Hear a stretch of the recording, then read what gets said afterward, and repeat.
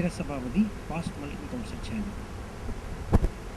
இது ஒரு நல்ல அருமையான துவக்கமாக எனக்கு தெரிகிறது. ஏன்னா பிஆர் கிராண்ட் பார்த்தீங்கன்னா பிஆரோட ஆக்டிவிட்டி அரிமா இயக்கங்கள் த்ரூ தமிழ்நாடு என்ன செய்கிறது என்பதை மக்கள்கிட்ட கொண்டு சேர்க்கறதுக்காக ஒரு தொலைக்காட்சி நிறுவனம், அதுக்கு அரிமா டிவின்னு ஒரு பெயரே வைத்திருக்கிறது உள்ளபடியே மகிழ்ச்சியாக இருக்கிறது.